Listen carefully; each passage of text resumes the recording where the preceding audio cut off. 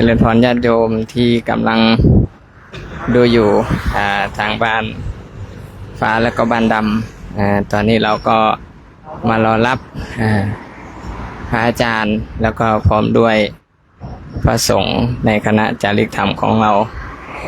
กำลังใกล้จะมาถึงแล้ววันนี้เราก็จะได้เดินเข้าสู่ที่พักอีกวันหนึ่ง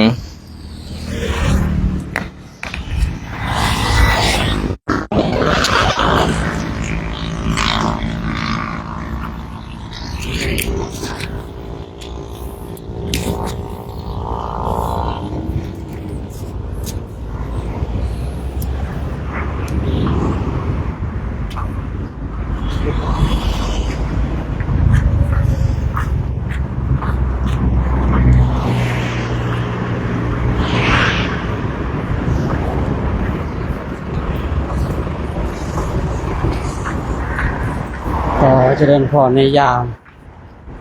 ยามบ่ายนี่ยามเย็นดีเนาะตอนนี้ก็4 โมงแล้วนะก็น่าจะเป็นยามเย็นนะขอเจริญสุขสวัสดีนะญาติธรรมทุกท่านในวันนี้เราท่านทั้งหลายก็จะได้มาต้อนรับพระคุณเจ้าในการเข้าสู่ที่พักหลังจากที่เราเดินมากันตั้งแต่เช้านะจนมาถึงตอนนี้ก็กำลังจะเข้าสู่ที่พักแล้วก็บวกลบก็ประมาณ2 กิโล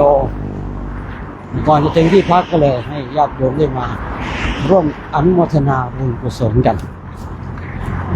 ในการอนุโมทนาบุญกุศลเป็นสิ่งที่เราพึงกระทำเนาะพระพุทธเจ้าของเราก็แต่ละรูปแต่ละองค์หนึ่งก็มีความเพียรที่ตั้งมั่น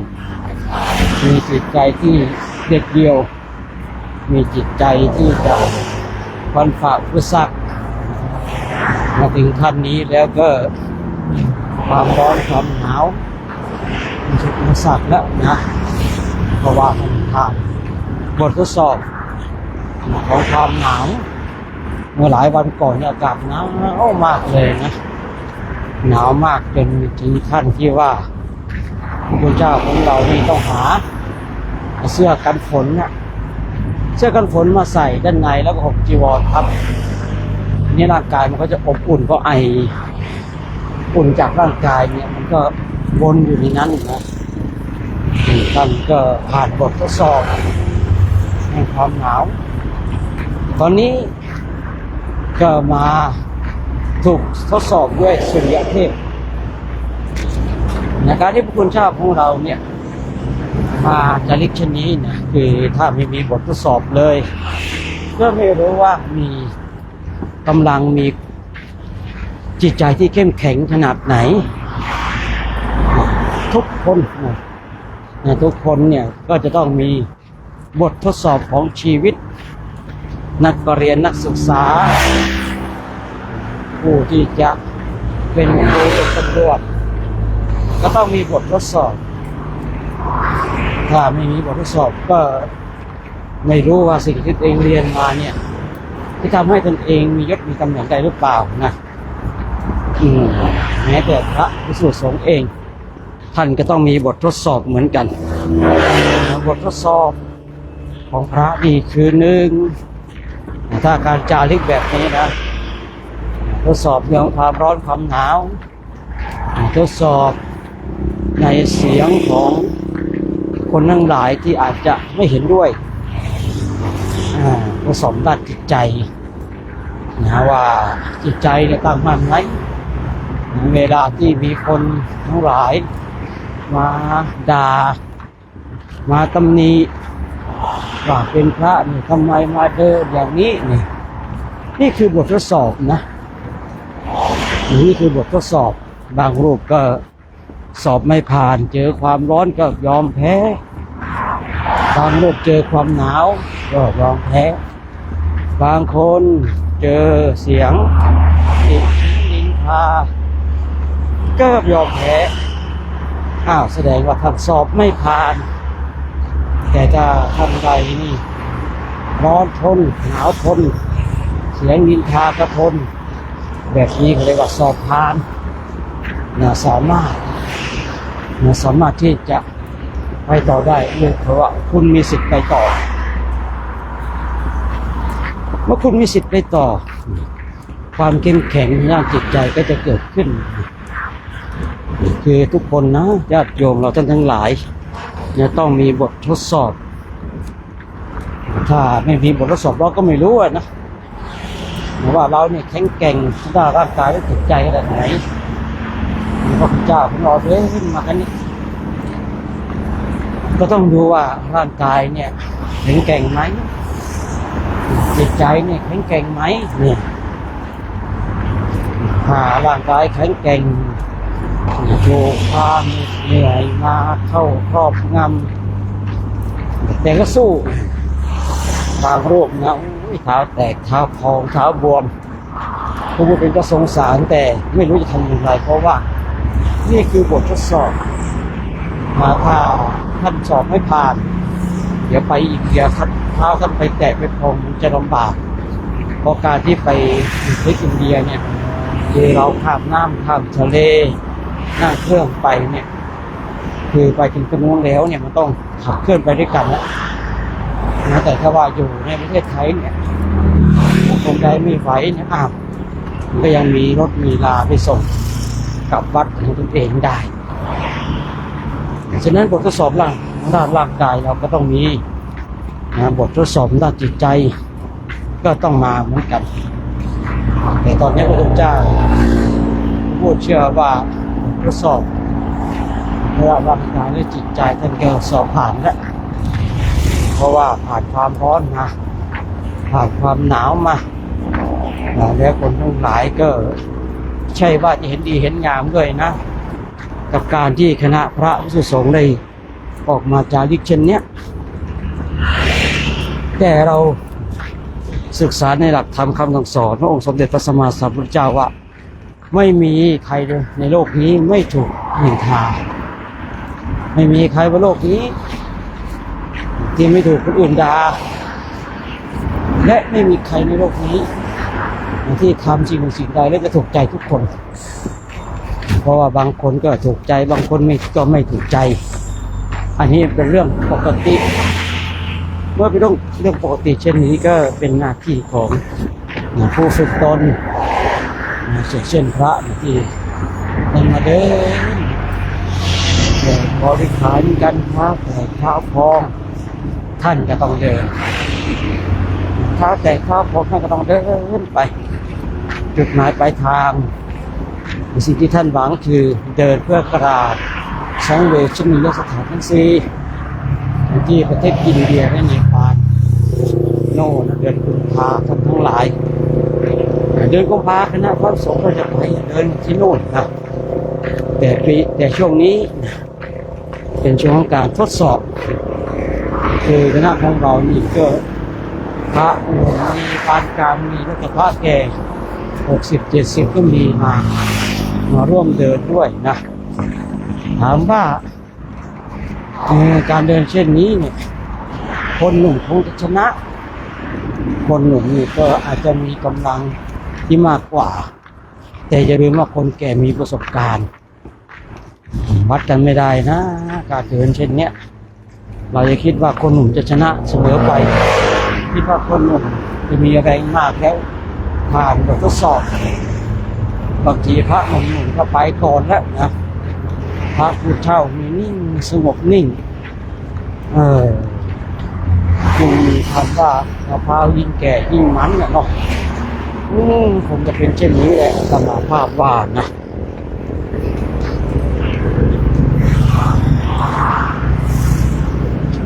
ทีนี้เราก็ช่วงนี้เราเดินอยู่บนถนนใหญ่เนาะเส้นทางไหนก็ไม่รู้เนี่ยนะก็เลยเราจะได้มีเยอะจริงบางวันเราก็เข้าหลบนี่เราเพิ่งออกถนนใหญ่เนี่ยก่อนหน้านั้นนี่เราก็เข้าไปซอยในหมู่บ้านเนาะหลบถนนใหญ่ตอนนี้เส้นทางหลบไม่ได้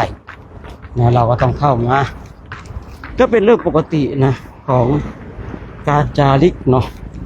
นะเพราะว่าบางครั้งก็เข้าถนนใหญ่บ้างออกถนนใหญ่บ้าง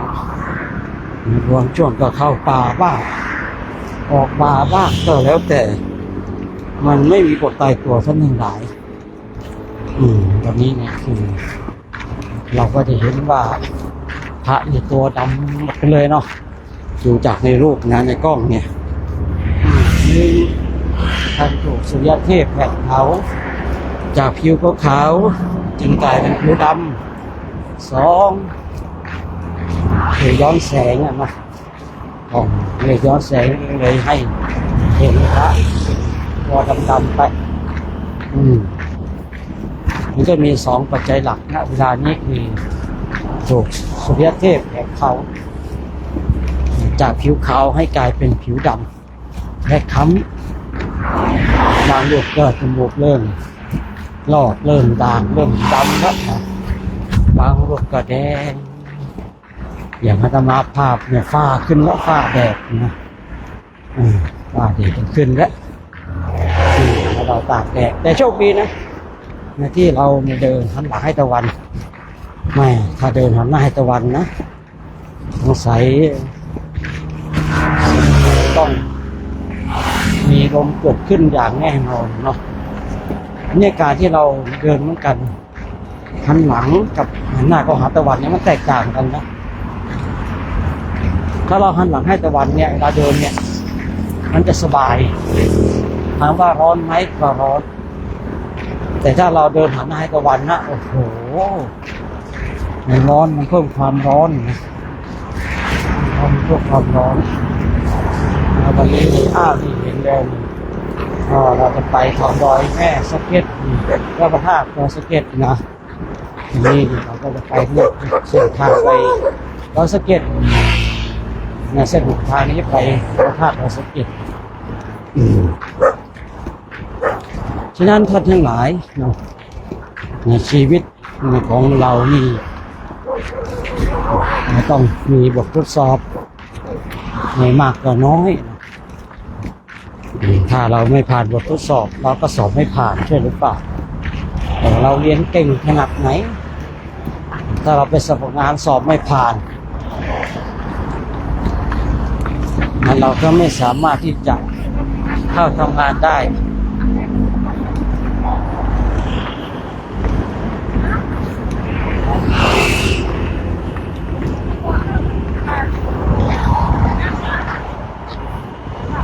นี่เดินมาแล้วโยมเขาเจอศรัทธากระดานหันจะทำให้เราได้พักแป๊บนึงนะพักแป๊บหนึ่งเนาะเป็นความโชคดีเนี่ยบุญกระทันหันเกิดขึ้นนะได้ทีนี้ภายในร้านนี่ก็วุ่นวายเลยโยมเห็นพระมานะวุ่นวายในบุญนะไม่ใช่วุ่นวายสิ่งอื่นนะเขาคือรีบจัดแจงมีจากเห็นเนี่ยบางคนก็เตรียมน้ำดื่มบางคนก็ดูน้ำพวกอัดลมนะความวุ่นวายเกิดขึ้นนะแต่วุ่นวายในบุญนะวุ่นวายในบุญเพราะมันเป็นกระทันหันนะมันไม่ได้อะไรนะไม่ได้เตรียมตัวเนี่ยนะคนที่เขาซื้อหวยเนี่ยจะถูกเนี่ยเพราะว่าคือทำบุญเนี่ยโดยที่ไม่ได้ตั้งตัวเลยนะกระทันหันเลยเนาะฉะนั้นท่านทั้งหลายก็บางทีเนี่ยเห็น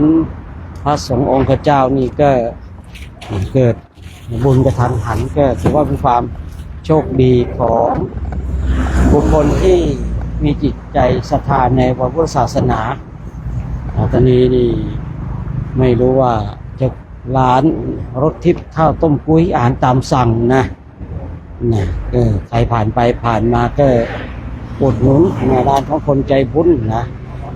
เราก็มาอุดหนุนด้วยก็แล้วกันเนาะทุกคนทุกท่านนะวันนี้บุญกระทันหันเนาะเอาใจเย็นไม่รีบนะใส่ทีละองค์ใช่ไหมคะเอายังไงดีหยิบเอาเลยไหมครับหรือว่ายังไงครับเอาถวายทั้งหมดเลยไหมเดี๋ยวใส่รถไปเนาะเดี๋ยวใส่รถไปจะได้ไปถวายท่านที่นู่นเอาเนาะอย่าไปที่เดียวกันนะจะไปที่ไหนกันคะวันนี้จะพักที่ป่าช้าบ่อสร้างเนี่ยแล้วจะจัดผมเขาทำเพลนไปหรอถ้าโยมจะไปโยมต้องไปก่อน9 โมงนะ9 โมงใช่ต้องก่อน9 โมง 8:30ต้องไปถึงแล้วอ่ะเพราะว่าพระจะฉันประมาณ9 โมง อ๋อ ฉันมื้อเดียว ทำมือเดียวก็มุ้ง ประมาณนั้นเนาะ ทำได้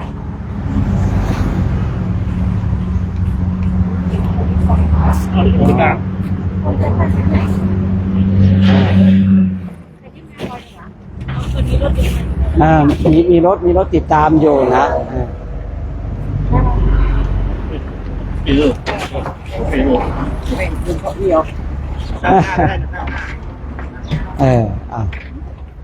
วันนี้บุญกระทันหันบุญไม่ได้ตั้งตัวเนาะไม่เป็นไรนะไม่ต้องรีบนะใจเย็นๆนะพร้อมหรือยัง พร้อมจ้า พร้อมแล้วช่วยกันประเคนเร็วเอาแม่ประเคนเร็วมาช่วยกันประเคนสาธุสาธุสาธุเดี๋ยวรับพรเร็ว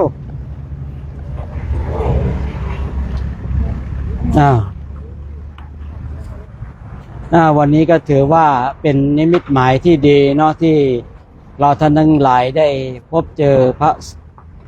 เจอสมณะนะผู้ที่ท่านได้มาสร้างความเพียรเพื่อที่ออกจาริกธุดงค์นะซึ่งคณะพระภิกษุสงฆ์คณะนี้เนาะเตรียมความพร้อมที่จะไปเดินจาริกธุดงค์ที่ประเทศอินเดียและเนปาล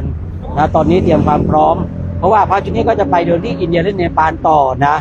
ฉะนั้นญาติโยมก็ถือว่าเป็นส่วนหนึ่งของการสร้างคุณงามความดีนะบุญใด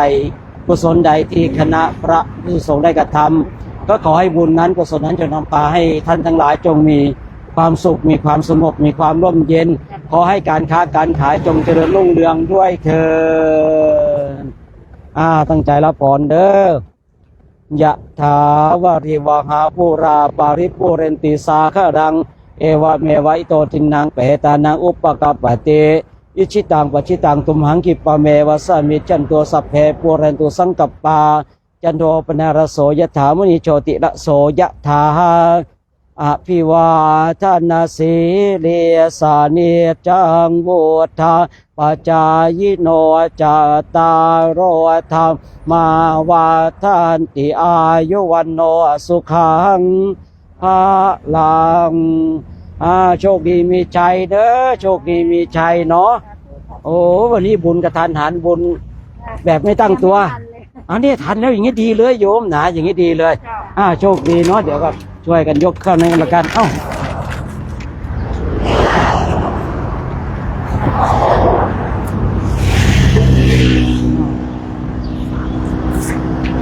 อันนี้เป็นบุญกระทันหันเนาะญาติโยมเนาะคนที่โอ้ยเขาก็ทำบุญแบบเห็นพระปุ๊บวุ่นวายเลยญาติโยมเห็นพระแล้ววุ่นวายเลยนะที่วุ่นวายนะเตรียมนั่นเตรียมนี่อะไรก็จะดีจะใส่เอาใครสิเอาน้ำปานะสิน้ำดื่มโอ้โหวุ่นวายเลยเมื่อกี้นะวุ่นวายในบุญดีกว่าวุ่นวายอย่างอื่นนะในบางทีถ้าจะมาพระก็เห็นบางทีที่ของคนเรานะเขาไม่ตระหนี่ในบุญเขาไม่ตระหนี่ทรัพย์ที่จะทำบุญต้องใช้คำนี้เข้าใจง่ายกว่าคือบางคนเนี่ยเวลาจะทำบุญในตระหนี่นะแต่เวลาที่จะทำสิ่งอื่นเช่นเอาไปซื้อหวยเล่นไฮโลนะไปทำอย่างอื่นเนี่ยทำอย่างอื่นเนี่ยทำให้ตระหนี่นะคือพูดง่ายๆว่าจะทำสิ่งที่มีสาระมีกับตระหนี่เวลาทำสิ่งที่ไร้สาระกับไม่ตระหนี่คือเป็นสิ่งที่ควรตระหนี่ไม่ตระหนี่สิ่งที่ไม่ควรตระหนี่ดันตระหนี่นะก็มีเหมือนกันนะเช่นนี้ฉะนั้นเนี่ยท่านทั้งหลายนี่ก็พิจารณาให้แยกขายก็แล้วกันว่าเรามีทรัพย์เราจะฝังทรัพย์ไว้ณสถานที่ใดเรามีทรัพย์แล้วเราจะฝังทรัพย์ไว้ณสถานที่ใดเราจะฝังทรัพย์ไว้ในพุทธศาสนาหรือฝังทรัพย์เอาไว้ที่อื่นอันนี้ขึ้นอยู่กับตัวของคณะสัตยาญาติโยมเองนะทรัพย์ที่เรามีนี่ก็เป็นเรื่องของเราเนาะในเรื่องของเราว่าเราจะฝังไว้ที่ไหนนี่เราก็เดินต่อไปญาติโยมเราเดินต่อไป ญาติโยมก็ร่วมอนุโมทนากันก็ขออนุโมทนาเด้อเนาะ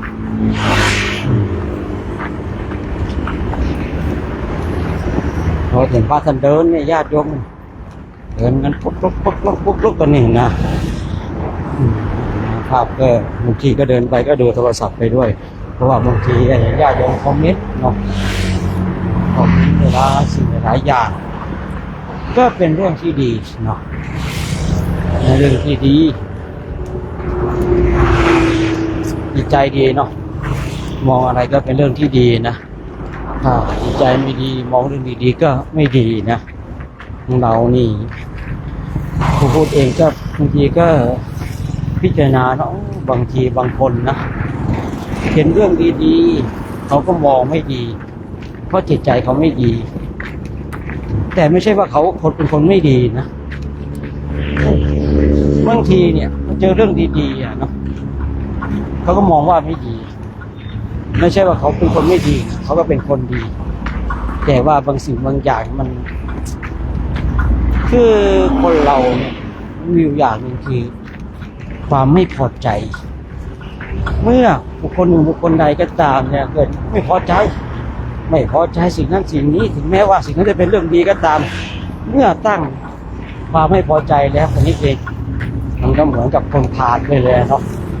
เหมือนกับคนพาลไปเลยนะอย่างนี้ก็มีเหมือนกันญาติโยมนะ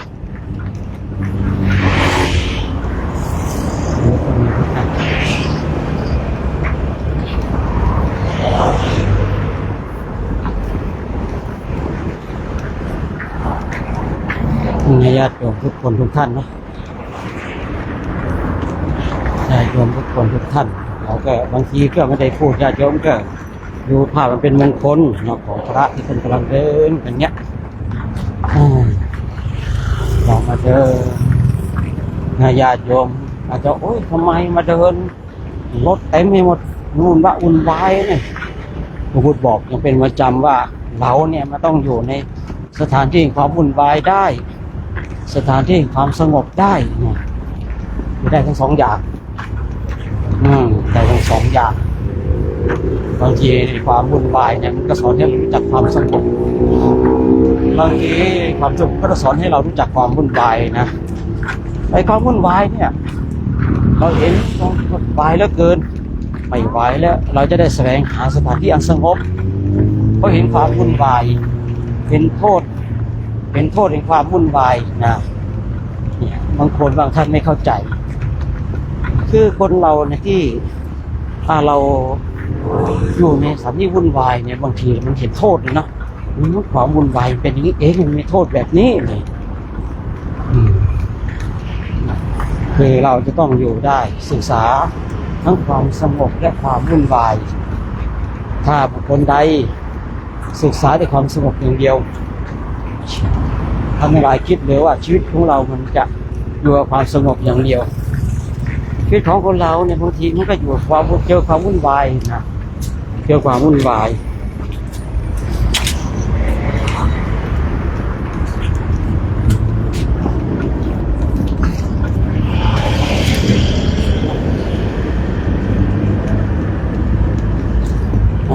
ตอนนี้เราก็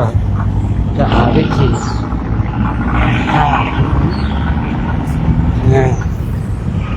ญาติโยมก็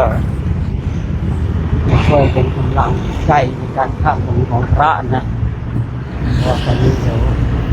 เรากำลังหาช่องนะช่องข้ามถนนในบ้านเราเนี่ยพูดง่ายๆเนาะข้ามถนนซ่าได้นะมาซ่าขับรถได้แต่ไปอินเดียเนี่ยซ่าขับรถไม่ได้อยู่บ้านเราเนี่ยพูดง่ายๆว่ารถเนี่ยเรายังซ่ากับเขาได้แต่ถ้าว่า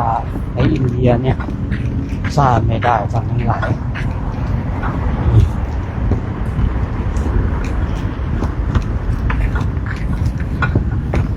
นี่ผมพูดเองก็กำลังมองหาช่องทางอยู่ญาติโยมเพราะว่าคือบางสิ่งบางอย่างนี่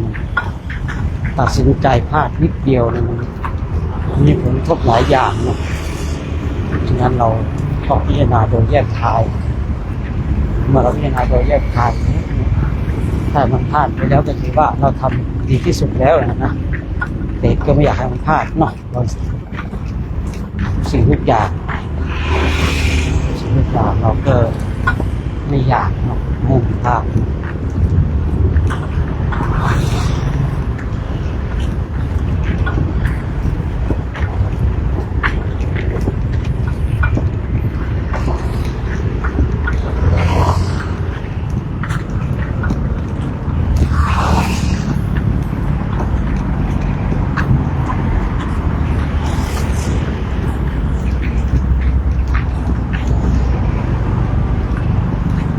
จอดตรงเราตรงนี้ก่อน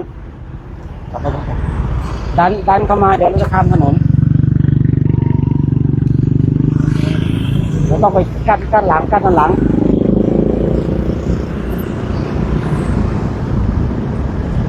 ทองแดงก็มาคอยกั้นฝั่งนู้นเดี๋ยวว่าไปคอยกั้นฝั่งนู้นกั้นทำไมข้างหลังไม่กั้นรถอ่ะบอยเขากั้นรถดิดูกั้นรถหน่อยอย่าเพิ่งเด้อ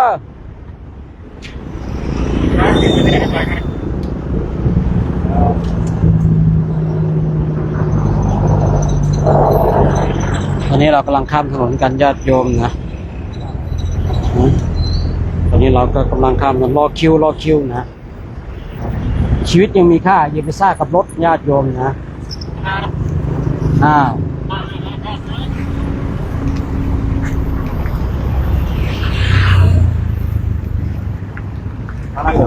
ข้ามเลยนี่คือการข้ามถนนของเราญาติโยมนะนี่เรียบร้อยนะแค่นี้เองนะการข้ามถนนของเรา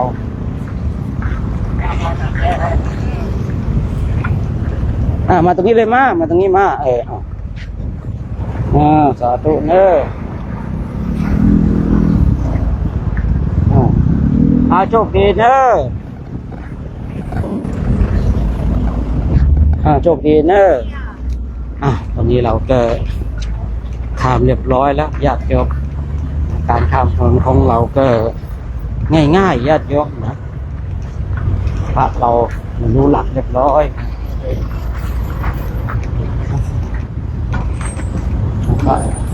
พระของเรารู้หลักในการข้ามถนน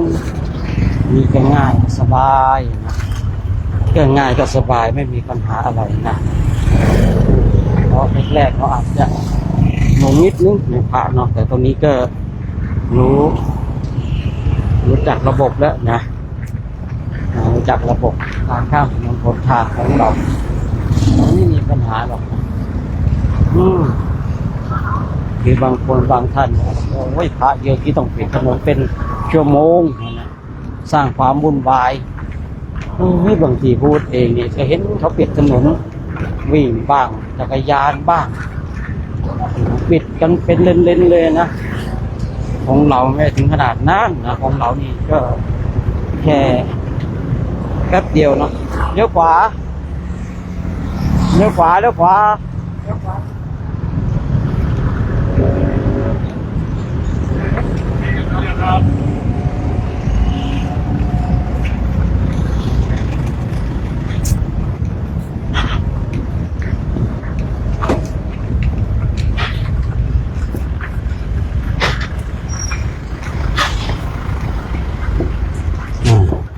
ก็เข้าสู่ที่พักญาติโยมนะของเรานี่วัดไหนครับวัดดอยเทพนิมิตรเนาะสาธุที่เชียงรายนะเรานี่ก็คือบางคนเนี่ยมาเดินสร้างความวุ่นวายต้องปิดถนนนะพูดเองก็เห็นบางทีก็ปิดถนนแล้วเป็นเลนเป็นหลายๆกิโลเลยนะเนี่ยบางทีบางคนเนาะคือถ้าเขาไม่ชอบใจสิ่งใดเขาก็จะว่าร้ายกล่าวร้ายแต่ถ้าสิ่งใดที่เขาชอบถึงแม้เรื่องไม่ดีเขาก็ไม่กล่าวร้ายว่าร้ายนะก็เป็นอย่างนั้นนะก็เป็นอย่างนั้นเขาเองก็ต้องปรับเนาะปรับไปตามสถานการณ์ ปรับตามความเป็นจริงเนี่ยอยู่บนโลกนี้อยู่บนโลกนี้ต้องเข้าใจโลกนะเข้าใจโลกเนี่ยพอต้องเข้าใจคนด้วยนะที่เขามีความคิดเช่นนั้นที่เขามีความคิดเช่นนั้นเพราะว่าบางทีเขาก็อยู่ในสังคมที่ทำให้เขาคิดเช่นนั้นเนาะนี่เราก็ไม่ว่ากันนี่เราก็ไม่ว่ากัน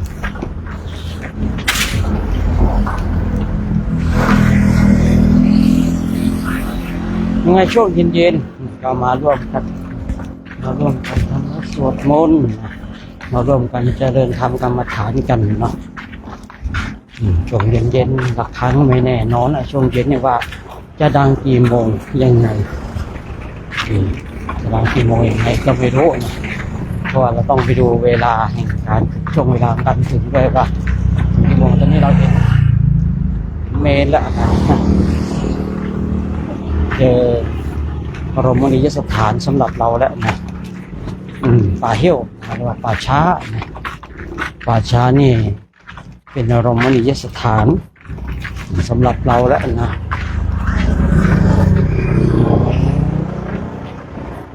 อาการลดน้อยอาการลดน้อยด้านหลังเอาข้ามเลยเราเจอป่าช้าเป็นบรมนิยสถานอันนี้ก็ได้เวลาอันพอดีเลยเนาะได้เวลาอันพอดีเลยญาติโยมเรามาถึงที่พักของเราวันนี้เรามีที่พักโอ้โหนี่ที่พักหรูเลยนะที่พักหรูเลยญาติโยม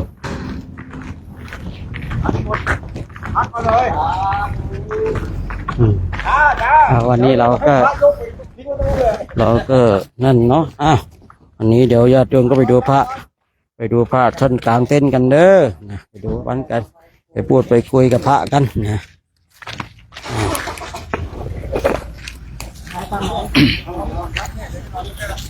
รอก่อนเอารถไปหลังก่อนเดี๋ยวจะเต้นได้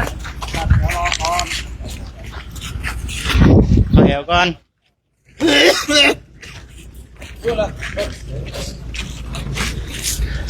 สาธุ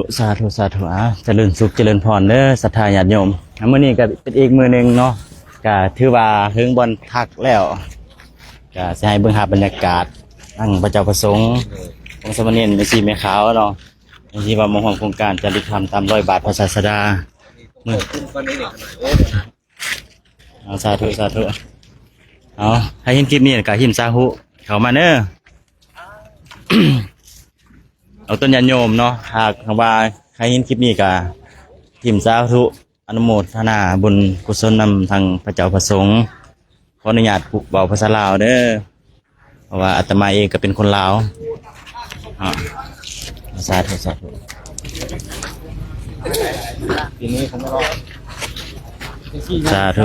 ให้เบิ่งภาพบรรยากาศเด้อเอาต้นยันโยม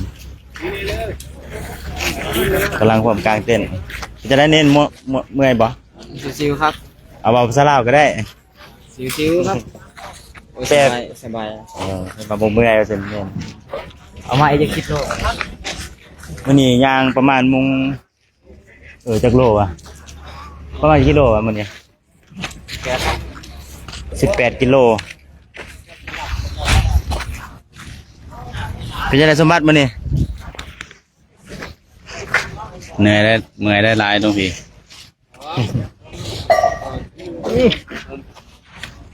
เป็นยังไงเนี่ยสาธุปวดขานะโมพุทธายะปวดขาแห้งขนาด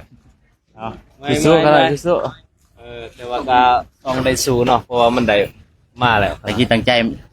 มันได้ใกล้ตั้งใจมันได้บานแล้วแม่นกันสิเมื่อก็เมื่อบ่ได้แล้วเนาะพาสปอร์ตที่เราอาจารย์อันนั้นก็ประเด็นนึงเนาะประเด็นต่อมาก็คือว่าเฮาได้ตั้งใจมาแล้วก็แม่นต้องว่าตลกเนาะยันโยมสาธุกะอนุโมทนาคือเก่าครับสาธุดีใจนำโอ้ยน้ำตากินนี่เลยสาธุเบิ่งหาบรรยากาศเด้อยันโยมเป็นได้มื้อนี้หน่อย เหนื่อย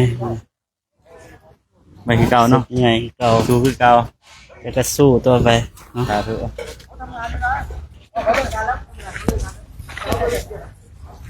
สาธุมื้อนี้ก็มาฮักอยู่ปราสาทอีกมื้อหนึงเด้อมื้อวานนี่ก็ฮักอยู่ปราสาทมื้อนี้ก็ได้มาฮักอยู่ปราสาทอีกคืนหนึงตอนนี้อยู่จังหวัดเชียงใหม่เด้อญาติโยมเพราะว่ามื้อวานเนาะจะพักอยู่จังหวัดลำพูนพอดีเขามาเขียนเชียงใหม่ละไกลๆจังหวัดเชียงรายแล้วก็คือว่าไปต่อที่อินเดียเด้อสถานญาติโยมนี่ก็คือโครงการของเพิ่นจาริกธรรมตามรอยบาทพระศาสดาปี12ก็คือเราจะเดินอยู่ประเทศไทยก่อนแล้วก็ต่ออินเดียแล้วก็เนปาลแล้วก็จบโครงการเพิ่นจะมอบโอกาสให้พังพระเจ้าประสงค์ทางสปปลาวนี่แล้วก็ไทยนี่เพื่อไปกราบเนาะไปกราบบอนพระพุทธเจ้าประสูติแล้วก็ตรัสรู้ปรินิพพานนี่ก็คือโครงการของเพิ่นให้จะให้เบิ่งภาพบรรยากาศเรื่องพระเจ้าประสงค์มาฮอดแล้วก็ประมาณนี้เด้อไม่ออกแต่ละมื้อ พูดเก่งด้วย โอ้แต่ต้องพูดเก่งกัน ที่ไหลแล้วปะ